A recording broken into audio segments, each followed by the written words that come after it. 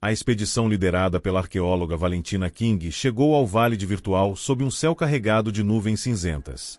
As estruturas emergiam do chão como dentes quebrados, tudo o que restava de uma civilização desaparecida há milênios, sem deixar vestígios. Valentina ajustou a lanterna no capacete. Seus dedos tremiam, não de frio, mas de expectativa. Ao lado dela, Hector, um linguista especializado em escritas antigas, coçava a barba desgrenhada enquanto examinava os sulcos nas paredes. Isso não é um templo, ele murmurou. É um arquivo. Jará, a engenheira do grupo, revirou os olhos. Arquivo do quê? Pedra entalhada não fala. Valentina ignorou a provocação. Sabia que Hector estava certo. Os desenhos geométricos se repetiam em espirais, como códigos. Mais tarde, quando o sol se pôs, Mordecai, o biólogo, encontrou algo enterrado sob uma laje partida.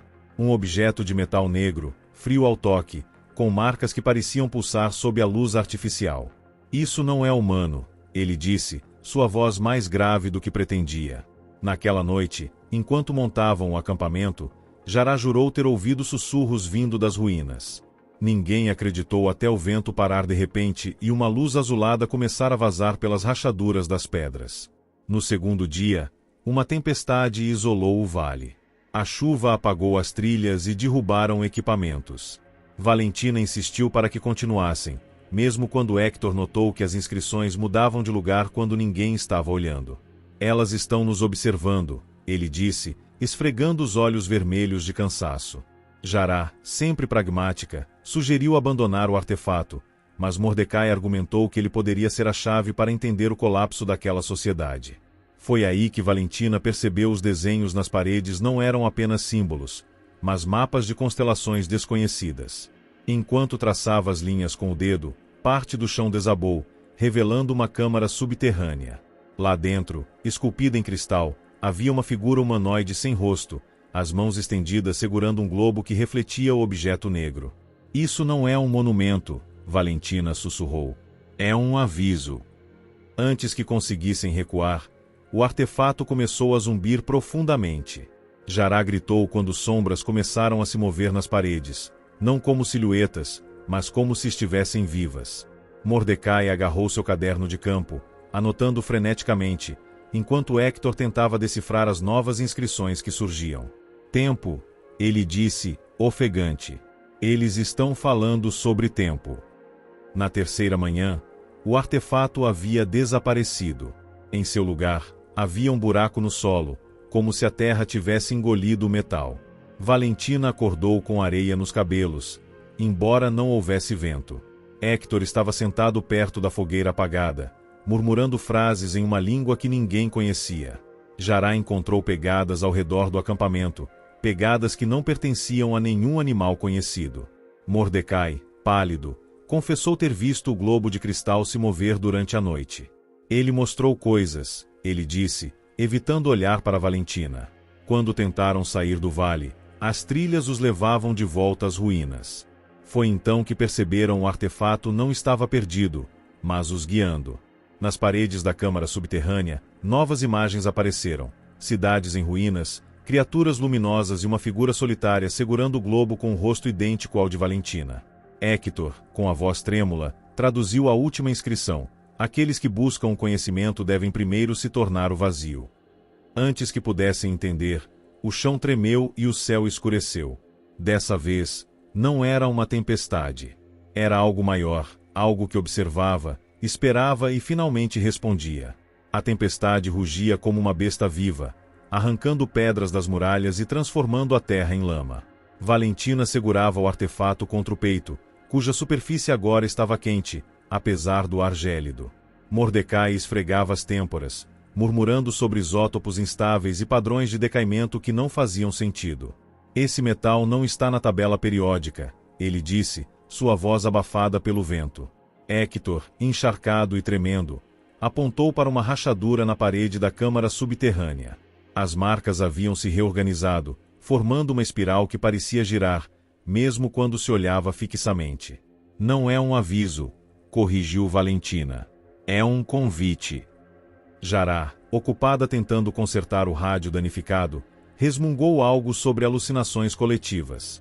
Foi então que o artefato emitiu um clique audível e o globo de cristal na câmara se iluminou, projetando hologramas de criaturas esguias com membros alongados e olhos como buracos negros. Mordecai recuou, tropeçando em raízes expostas. Eles não são daqui, ele sussurrou. Nem do nosso tempo. A chuva parou abruptamente ao amanhecer do terceiro dia, deixando um silêncio tão denso que até a respiração parecia alta. Valentina ordenou que voltassem à câmara, mas o caminho estava bloqueado por uma formação rochosa que não existia antes.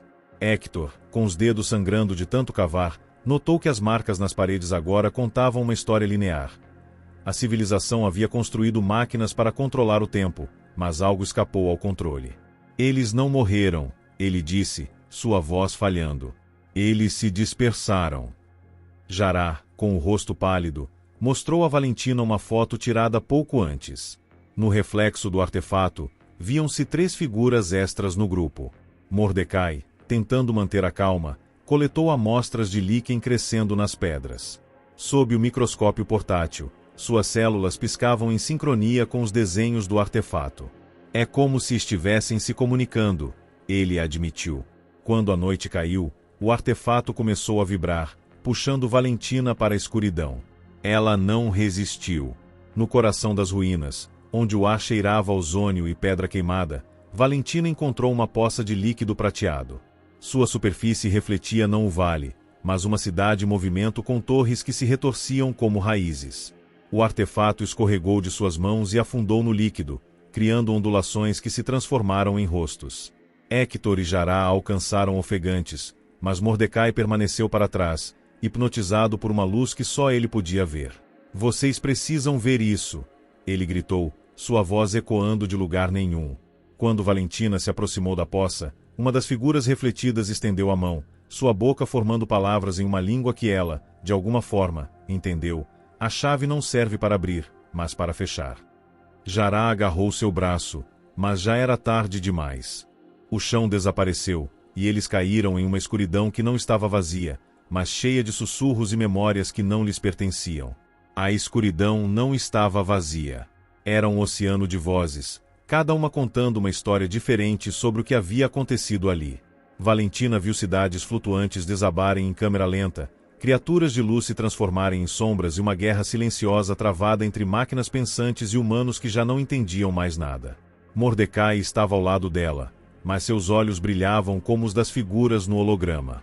Eles nos usaram como mensageiros, ele disse, estendendo a mão para tocar uma parede que não existia. Jará gritou quando Hector desapareceu, substituído por uma figura translúcida que repetia seus movimentos, como um eco atrasado.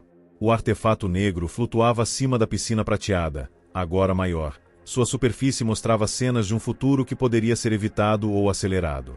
Valentina então entendeu. A civilização não tinha sido destruída, apenas fragmentada.